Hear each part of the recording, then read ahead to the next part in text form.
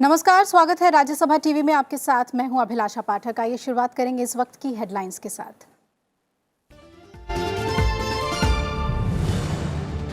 लोकसभा चुनाव की तैयारियों के तहत चुनाव आयोग ने सोशल मीडिया ग्रुप की बैठक। निष्पक्ष चुनाव कराने और सोशल मीडिया के दुरुपयोग को रोकने के लिए बन सकती है रणनीति। चुनाव के दूसरे चरण के लिए अधिसूचना के साथ ही नामांकन प्रक्रिया भी शुरू।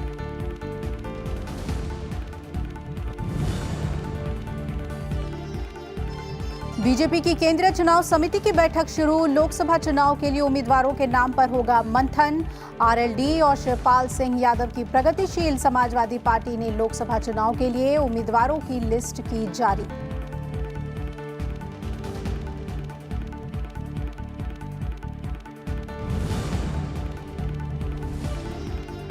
जीएसटी काउंसिल ने रियल एस्टेट के लिए ट्रांजिशन प्लान को दी मंजूरी। 1 अप्रैल से पहले के प्रोजेक्ट को बिना इनपुट टैक्स क्रेडिट के नए कर ढांचे का होगा विकल्प। बिल्डर्स को योजना को अपनाने के लिए मिलेगा पर्याप्त समय।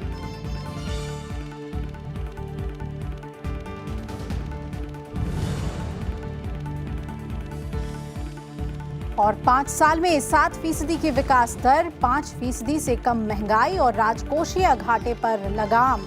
वित्त मंत्री अरुण जेटली ने ब्लॉग के जरिए पिछली सरकार के मुकाबले मोदी सरकार का रखा रिपोर्ट कार्ड। कहा, आर्थिक विकास के आंकड़ों पर सवाल उठाने वाले चला रहे नकली अभियान।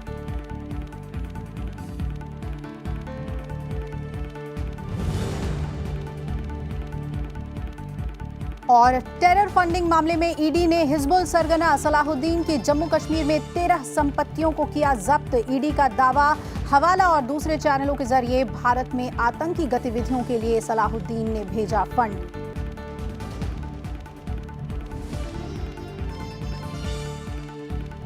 बुलेटिन में सबसे पहले बात करेंगे लोकसभा चुनाव से जुड़ी हुई।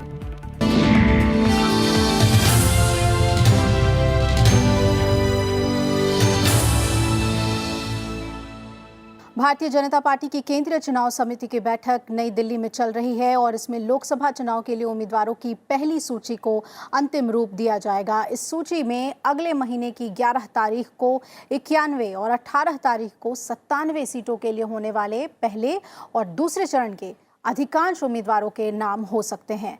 प्रधानमंत्री नरेंद्र मोदी, पार्टी अध्यक्ष अमित शाह और समिति में शामिल पार्टी नेता बैठक में भाग ले रहे हैं।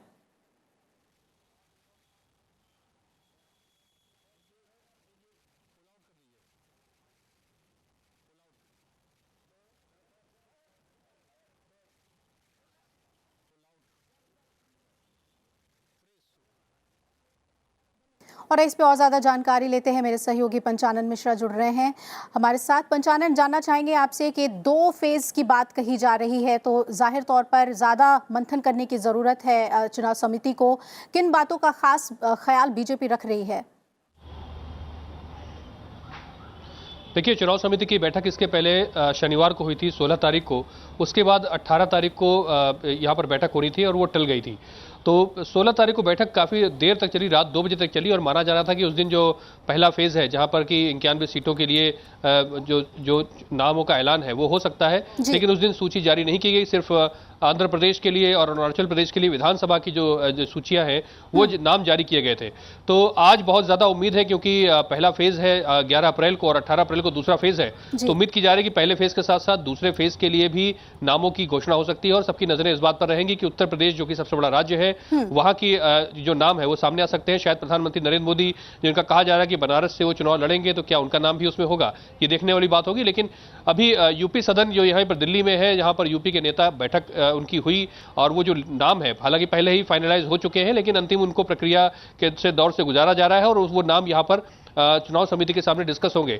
और कुछ देर पहले हमने देखा कि यहाँ पर अभी वसुंधरा राजे सिंधिया भी यहाँ से निकली है, तो राजस्थान के नामों पर भी यहाँ पर आज उसका ऐलान हो सकता है। तो कुल मिलाकर करीब 10 से 12 राज्य हैं जहाँ पर कि जिनकी सूची लोकसभा के लिए आ सकती है और पहला और दूसरा चरण लगभग 100 नामों से ज्यादा नाम ये हो सकते हैं। और आपने जो बात कही कि जो देखा जा रहा है कि अहम एक पोटेंशियल क्या हो कैंडिडेट में जो जीतने का मादा रखता हो, और साथ में जो एक चुनावी गणित है यहाँ पर जाति का और जाति जो गठबंधन बन रहे हैं तमाम पार्टियों के बीच में, उनको काउंटर करने के लिए किस तरह से रणनीति बनाई जाए, वो भी बड़ा मुद्दा यहाँ पर एलिजिबिलिटी का होगा उनके लिए जो कि चुनाव लड़ने जा रहे हैं। लेकिन एक जो बड़ी बात कही जा रही है कि जितने भी मंत्री हैं उनके टिकट को बरकरार रखा जा रहा है। तो ये देखना होगा कि अब जो टिकट का जो ऐलान होता है उनमें क्या क्या बड़े नाम आते हैं और क्या कोई नाम भी कटते हैं। अभिलाषा जी बिल्कुल। पंचानन, शुक्रिया आपका पूरी जानकारी हमें देने के लिए। तो लगातार नज़र बनाए हुए हैं पंचानन इस बैठक पर, और उम्मीद की जा रही है कि पहले और दूसरे चरण के लिए उम्मीदवारों के नाम पर फैसला होगा, और किन मामलों पर, किन क्राइटेरिया पर बीजेपी उनका चुनाव करती है, ये देखना बेहद अहम होगा। लोकसभा चुनाव की तैयारियों के मद्देनज़र चुनाव आयोग ने सोशल मीडिया ग्रुप की एक अहम बैठक बुलाई है, और इसमें चुनाव आयोग के अधिकारियों और Twitter, Facebook, WhatsApp, Google, TikTok समेत दूसरे सोशल मीडिया साइट्स के अधिकारियों के बीच अहम बैठक हो रही है। इस बैठक में निष्पक्ष चुनाव कराने और इस दौरान सोशल मीडिया के दुरुपयोग रोकने के लिए रणनीति बनाने पर चर्चा होने और सोशल मीडिया साइट्स के अधिकारियों से चुनाव आयोग के काफ़ी सवाल जवाब भी होने की उम्मीद है। फेसबुक, व्हाट्सएप, गूगल समेत दूसरी सोशल मीडिया प्लेटफॉर्म्स के अधिकारियों ने चुनाव आयोग से वादा किया था कि वो निष्पक्ष चुनाव कराने में हर संभव मदद करेंगे, और इसके लिए नोडल ऑफिसर उनकी अलग टीम होगी। लोकसभा चुनाव के लिए 18 अप्रैल को होने वाले दूसरे चरण के मतदान के लिए आज से नामांकन प्रक्रिया शुरू हो गई। इस चरण में 13 राज्यों की 97 लोकसभा सीटों पर मतदान होना है। इन सीटों पर नामांकन दाखिल करने की आखिरी तारीख 26 मार्च है। नामांकन पत्रों की जांच अगले दिन यानी 27 मार्च को होगी, और 29 मार्च को नामांकन वापसी की आखिरी तारीख होगी, जबकि वोटों की गिनती 23 मई को होनी है।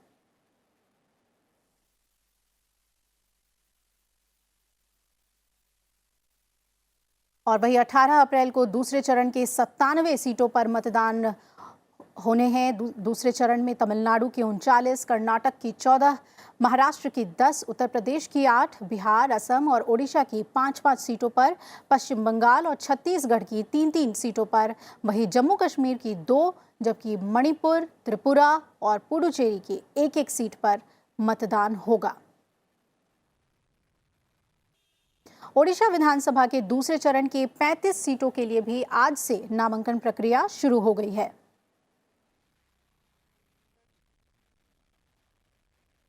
बीजेपी नेता रविशंकर प्रसाद ने कहा है कि पीएम नरेंद्र मोदी देश के 500 लोकेशंस पर 31 मार्च को वीडियो कॉन्फ्रेंस के जरिए मैं भी चौकीदार आंदोलन का समर्थन करने वाले लोगों के साथ चर्चा करेंगे। उन्होंने कहा कि आज चौकीदार कैंपेन जन आंदोलन बन चुका है और देश में भ्रष्टाचार खत्म करने के लिए प्रधानमंत्री चौकीदार बने हैं। ये जन आंदोलन बना है, जब इसको सोशल मीडिया पर शुरू किया था तो ये ग्लोबल ट्रेंड था एक दिन पूरा। थोड़ा मैं आपको आंकड़े देना चाहता हूं, आप चाहें तो नोट कर लें। इसको 20 लाख लोगों ने ट्वीट किया, 20 लाख पीपल ट्वीटेड इट, और इसका जो इंप्रेशंस होता है वो हुआ 1680 crore, 1680 crore had it's impressions. आपको मालूम है, लोग देखते हैं और उससे अपने को ऐड करते हैं। 1 करोड़ लोगों ने सोशल मीडिया और नमो ऐप पर प्लेज दिया है कि मैं भी चौकीदार हूं, 1 करोड़ लोगों ने। और जो वीडियो था उसको ऑल प्लेटफॉर्म पर 1 करोड़ लोगों ने देखा। उधर कांग्रेस अध्यक्ष राहुल गांधी अरुणाचल प्रदेश में चुनावी अभियान पर हैं। राजधानी ईटानगर में एक जनसभा को संबोधित करते हुए राहुल गांधी ने केंद्र सरकार द्वारा लगाई गई जीएसटी पर निशाना साधा और कहा कि यदि कांग्रेस सत्ता में आती है तो जीएसटी को खत्म कर दिया जाएगा।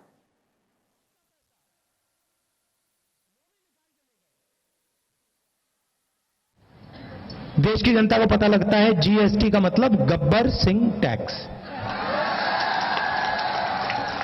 जो पैसा आपके जेब में था, आपका पैसा, वो भी निकाल के ले गए। कहा था कि भैया हम आपको पैसा देंगे, रोजगार देंगे, और आपके जेब में जो था वो भी उठा के ले गए। 5 अलग अलग टैक्स आज तक, वो तो है, आज तक किसी को नहीं मालूम ये गब्बर सिंह टैक्स क्या है। और वही बीजेपी नेता मुख्तार अब्बास नकवी ने राहुल गांधी के बयान पर हमला करते हुए कहा है कि पूरा देश सरकार के साथ खड़ा है। चोट आतंकवादियों को लग रही है, चीख कांग्रेस की निकल रही है। एक तरफ सबूत पाकिस्तान मांग रहा है और दूसरी तरफ सवाल कांग्रेस खड़ी कर रही है। तो इस तरह की ये जुगलबंदी जो है, ये जुगलबंदी इनके लिए भारी पड़ेगी, महंगी पड़ेगी, क्योंकि हमारे जो सुरक्षा बल हैं उन सुरक्षा बलों ने देश की सुरक्षा के लिए, देश के सम्मान, आन बान शान के लिए पूरी मजबूती के साथ काम किया है और आतंकवादियों को ढेर किया है। कांग्रेस की पूर्वी उत्तर प्रदेश की प्रभारी प्रियंका गांधी का राज्य में चुनाव प्रचार जारी है। प्रियंका गांधी ने गंगा यात्रा के दूसरे दिन की शुरुआत भदोही में सीता समाहित स्थल में पूजा अर्चना के साथ की। इसके साथ प्रियंका गांधी मिर्जापुर पहुंची। वहां उन्होंने मां विंध्यवासिनी मंदिर में पूजा अर्चना की। इसके बाद प्रियंका गांधी ने मौलाना चिश्ती के मजार पर चादर चढ़ाई। इस मौके पर प्रियंका गांधी ने कहा कि योगी सरकार ने 2 साल का जो रिपोर्ट कार्ड घोषित किया है वो देखने में तो बहुत अच्छा लग रहा है, लेकिन विकास और योजनाओं की जमीनी हकीकत कुछ और ही है। कि चाहे किसान हो, नौजवान हो, स्टूडेंट हो, शिक्षा मित्र हो, आंगनवाड़ी, आशा बहू, सब प्रताड़ित हैं, सब प्रताड़ित हैं। उनको कुछ नहीं मिला। कहीं कहीं ऐलान हुआ है कि 17,000 की का आपको वेतन मिलेगा और आज तक नहीं मिला है। 2 सालों से 8,000 पे चल रहे हैं। तो किसानों को 60,000 तो जो प्रचार करते हैं और जो होता है उसमें बहुत फर्क है। उधर प्रगतिशील समाजवादी पार्टी के प्रमुख शिवपाल यादव ने लोकसभा चुनाव के लिए पहली लिस्ट जारी कर दी है। शिवपाल यादव खुद फिरोजाबाद से चुनाव लड़ेंगे, यानी इस बार उनका मुकाबला अपने ही भतीजे अक्षय यादव से होगा। अक्षय यादव समाजवादी पार्टी के नेता रामगोपाल यादव के बेटे हैं।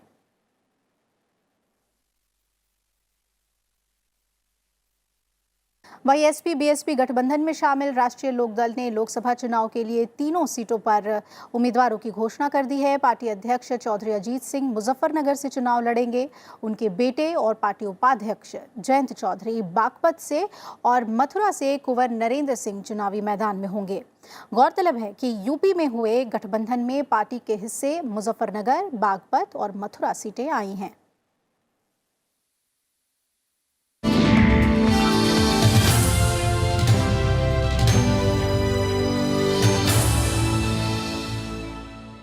खबर गोवा से जुड़ी हुई। गोवा के नए मुख्यमंत्री प्रमोद सावंत कल विधानसभा में अपना बहुमत साबित करेंगे और इससे पहले देर रात बीजेपी विधायक दल का नेता चुने जाने के बाद उन्होंने प्रदेश की कमान संभाली।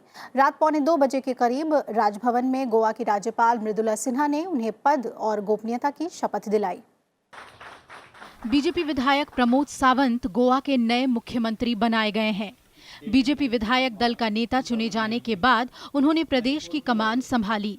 रात 1:45 बजे के करीब राजभवन में गोवा की राज्यपाल मृदुला सिन्हा ने उन्हें पद और गोपनीयता की शपथ दिलाई।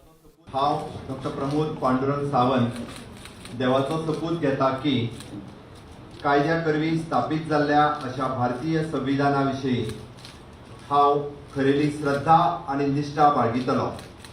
प्रमोद सावंत के अलावा 11 विधायकों को भी मंत्री पद की शपथ दिलाई गई है। इनमें महाराष्ट्रवादी गोमांतक पार्टी के विधायक सुधीन धवलिकर और गोवा फॉरवर्ड पार्टी के अध्यक्ष और विधायक विजय सरदेसाई खास हैं। बाकी शपथ लेने वाले पुराने ही विधायक हैं जो पर्रिकर सरकार में मंत्री थे।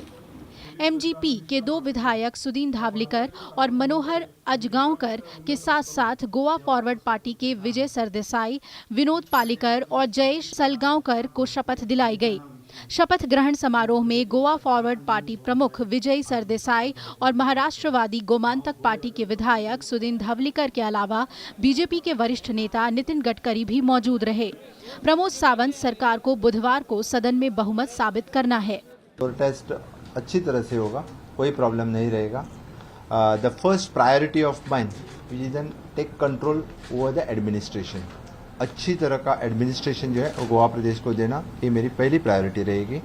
दूसरी प्रायोरिटी जो हमारे माजी मुख्यमंत्री श्री मनोहर पर्रिकर हैं, इनके जितने सारे प्रोजेक्ट एट प्रेजेंट गोवा में चल रहे हैं वो प्रोजेक्ट पूरे करने की प्रायोरिटी रहेगी।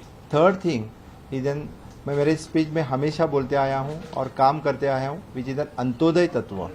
The last person in the society will work for the last person in the society. शपथ ग्रहण समारोह में सावंत के नेतृत्व वाले गठबंधन का समर्थन कर रहे सभी विधायक मौजूद थे। मुख्यमंत्री पद की शपथ लेने से पहले सावंत ने गोवा विधानसभा के अध्यक्ष पद से इस्तीफा दिया। फिलहाल गोवा विधानसभा के उपाध्यक्ष माइकल लोबो इस पद के लिए चुनाव होने तक कार्यवाहक अध्यक्ष होंगे। गोवा के मुख्यमंत्री का पद मनोहर पर्रिकर के रविवार को हुए निधन के बाद से ही खाली था। मनोहर पर्रिकर का लंबी बीमारी के बाद रविवार को निधन हो गया था। प्रधानमंत्री नरेंद्र मोदी ने भी गोवा के नवनियुक्त मुख्यमंत्री प्रमोद सावंत को शुभकामनाएं दी और ट्वीट कर विश्वास जताया कि वो राज्य के विकास को बढ़ावा देंगे। Bureau report, Rajya Sabha TV. वित्त मंत्री अरुण जेटली ने अपने ब्लॉग एजेंडा 2019 के 9वें भाग में आंकड़ों के आधार पर पिछली सरकारों और एनडीए सरकार के दौरान अर्थव्यवस्था का रिपोर्ट कार्ड पेश किया है। वित्त मंत्री ने जीडीपी विकास दर, महंगाई, राजकोषीय घाटे के आंकड़ों के जरिए सरकार की उपलब्धियां गिनाई। उन्होंने कहा कि ये विडंबना है कि विपक्षी नेता आर्थिक विकास और अर्थव्यवस्था की तस्वीर को समझने के बजाय केवल राजनीति और बयानबाजी कर रहे हैं और वर्तमान सरकार के खिलाफ एक नकली अभियान चला रहे हैं। उन्होंने अर्थव्यवस्था की रफ्तार और अलग अलग क्षेत्रों में विकास के आंकड़े सामने रखे।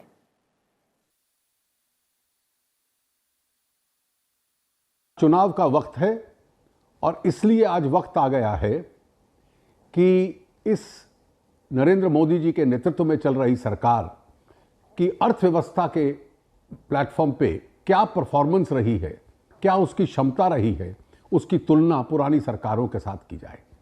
मैंने आज ये सारे आंकड़े 1947 से लेकर आज तक के सार्वजनिक किए हैं अपने एक लेख में जो मैंने सोशल मीडिया में डाला है।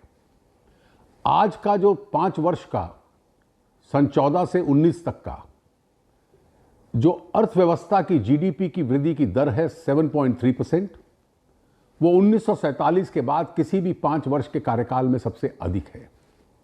जो वित्तीय घाटा होता है सरकार का, फिस्कल डेफिसिट जिसको कहते हैं, जिसके लिए सरकारों को उधार लेना पड़ता है देश चलाने के लिए, वो 5.5% था यूपीए के सरकार के दौरान। एक बहुत ऊंचाई का फिस्कल डेफिसिट हमें मिला था, एक घाटे वाली सरकार मिली थी, उसको धीरे धीरे कम करते हुए हम 3.4% पे ले आए हैं। करंट अकाउंट डेफिसिट जिसके ऊपर हमारी विदेशी मुद्रा के भंडार निर्भर होते हैं और हमारे रुपए डॉलर की पैरिटी का दर निर्भर होता है, हमेशा कंट्रोल के अंदर रहा है। मुद्रास्फीति, इन्फ्लेशन, कीमतों की वृद्धि जो यूपीए के कार्यकाल में 10% से आगे थी, आज जब सरकार का कार्यकाल समाप्त हो रहा है तो लगभग 2.5% के आसपास है। विदेशी मुद्रा के भंडार बहुत अधिक हैं। इन आंकड़ों की तुलना करना इस स्थिति में अति आवश्यक है, क्योंकि आंकड़ों के आधार पर ही ये तय हो सकता है कि किस सरकार की क्या परफॉर्मेंस है। यही कारण है कि आंकड़ों को लाकर एक प्रश्न चिन्ह उन पर खड़ा किया जा रहा है, जबकि बहुत प्रतिष्ठित अंतर्राष्ट्रीय संस्थाएं, आईएमएफ, वर्ल्ड बैंक हमारे आंकड़ों को स्वीकार करते हैं। तो वित्त मंत्री अरुण जेटली ने आज वीडियो जारी कर उन अर्थशास्त्रियों की निष्पक्षता पर भी सवाल उठाया है जो विकास और रोजगार के आंकड़ों को लेकर सरकार की आलोचना कर रहे हैं। मैं डेटा का जिक्र कर रहा था। कुछ दिन पहले 108 तथाकथित अर्थशास्त्रियों ने भारत के आर्थिक डेटा के ऊपर प्रश्न चिन्ह लगाया। ये कौन थे? मैंने उन सब के क्रेडेंशियल्स का विश्लेषण किया। उसमें 70% वो हैं जिन्होंने पिछले 5 वर्ष में राजनीतिक विषयों के ऊपर एक नहीं एक अनेक मेमोरेंडम्स और बयान इस सरकार के खिलाफ दिए हैं। वो अब निष्पक्ष अर्थशास्त्री बनके सरकार के डेटा को क्वेश्चन कर रहे हैं। जो सबसे अधिक प्रतिष्ठित संस्थाएं हैं डेटा के संबंध में, आईएमएफ और वर्ल्ड बैंक हमारे डेटा को स्वीकार करते हैं। वो भारत को ब्राइट स्पॉट विश्व की अर्थव्यवस्था में कहते हैं, फास्टेस्ट ग्रोइंग इकोनॉमी कहते हैं, लेकिन हमारे कुछ वामपंथी विरोधी अपने आप को अर्थशास्त्री बतलाकर इस डेटा के ऊपर प्रश्न चिन्ह लगाते हैं। दूसरा एक भ्रम पैदा किया गया, अर्थव्यवस्था में वृद्धि हो रही है लेकिन नौकरियां नहीं आ रही। जो अर्थव्यवस्था इतनी तेज गति से इंफ्रास्ट्रक्चर बना रही है, 10,000 किलोमीटर के हाईवे, 135 किलोमीटर प्रतिदिन की ग्रामीण सड़कें, नए पोर्ट्स, नए एयरपोर्ट्स, नए शहरों के अंदर मेट्रोस, बड़ी बड़ी सड़कें, ग्रामीण क्षेत्रों में घरों के अलावा शौचालय, बिजलीकरण, पूरे देश में पावर हाउसेस, उद्योग, और जहां तक उद्योग का सवाल है, जहां तक बिल्डिंग कंस्ट्रक्शन का उद्योग है, 10% से ज्यादा पे ग्रो कर रहा है। बहुत बड़ा जॉब क्रिएटर होता है। उसके अतिरिक्त हम इलेक्ट्रॉनिक्स का उदाहरण ले लें, जहां सारा हम विदेशों से मंगवाते थे, आज एक बहुत बड़ी 5 लाख करोड़ का के लगभग नजदीक का इलेक्ट्रॉनिक्स बन रहा है। मोबाइल फोन विदेशों से आते थे, आज हम दुनिया के सबसे दूसरे नंबर के निर्माता बन गए हैं। और फिर कहना ये सारी वृद्धि से नौकरियां नहीं बढ़ रही, इससे बड़ा झूठ और मिथ कोई नहीं होगा। और अब बात करते हैं जीएसटी काउंसिल की आज हुई बैठक की। आवास परियोजनाओं में बने मकानों पर नए कर ढांचे को लागू करने की योजना को आज जीएसटी काउंसिल की मीटिंग में मंजूरी दे दी गई। बैठक में रियल एस्टेट सेक्टर पर वर्तमान टैक्स ढांचे से नए टैक्स ढांचे को लागू करने से जुड़े प्रावधानों पर और इसके अनुपालन से जुड़े मुद्दों पर चर्चा की गई। 1 अप्रैल 2019 से पहले के प्रोजेक्ट को बिना इनपुट टैक्स क्रेडिट के नए कर ढांचे का विकल्प होगा। वहीं नई आवास परियोजनाओं पर 1 अप्रैल से नई दरें अनिवार्य रूप से लागू होंगी। जीएसटी परिषद ने 24 फरवरी को पिछली बैठक में किफायती दर के निर्माणाधीन मकानों पर जीएसटी दर को घटाकर 1% करने का फैसला लिया था और अन्य श्रेणी के मकानों पर कर की दर कम कर 5% कर दी गई। ये नई दरें 1 अप्रैल से लागू होंगी। 1 अप्रैल 2019 के बाद जिस पे काम चालू होगा, उस पे नया स्कीम का जो दर है 5% और 1% वो लागू होगा। और 1 अप्रैल के पहले के जो प्रोजेक्ट्स हैं, उसके बारे में जो डेवलपर्स हैं उनको ऑप्शन होगा कि वो 12% और 5% के रेट पे जाएं विथ इनपुट टैक्स क्रेडिट, या 5% और 1% विदाउट इनपुट टैक्स क्रेडिट पर जाए। वित्त मंत्रालय में राजस्व सचिव अजय भूषण पांडे ने समिति के निर्णय की जानकारी देते हुए बताया कि राज्य सरकारों के साथ बातचीत कर आवास विकास के कारोबार में लगी कंपनियों को नए कर ढांचे के अनुपालन के लिए पर्याप्त समय दिया जाएगा।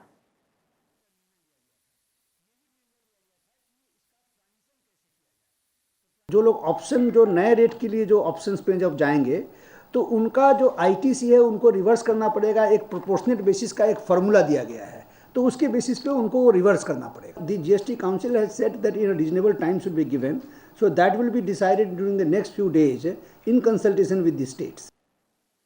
कर्नाटक के धारवाड़ में एक निर्माणाधीन इमारत के गिर जाने से 2 लोगों की मौत हो गई है और कई लोग घायल बताए जा रहे हैं। इमारत के मलबे में कई लोगों के दबे होने की आशंका जताई गई है। घटना की सूचना पर प्रशासनिक टीम और बचाव दल मौके पर पहुंचे। बचाव कार्य अभी भी जारी है।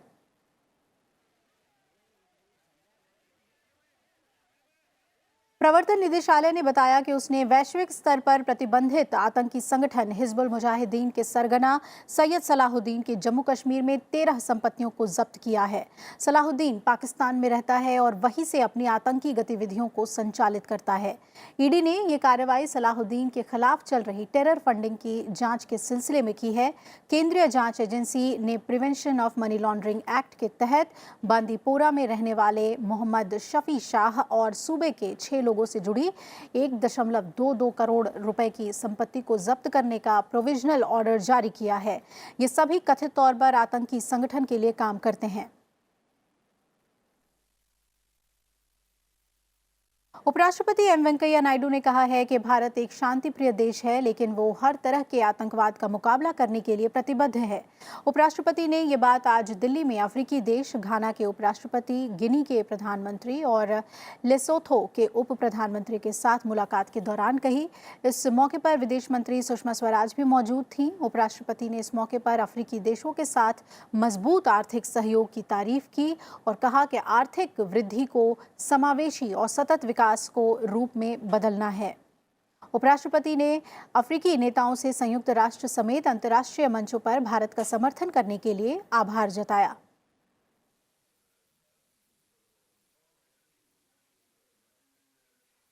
इसी के साथ इस बुलेटिन में फिलहाल इतना ही। आप जुड़े रहिए राज्यसभा टीवी के साथ। नमस्कार।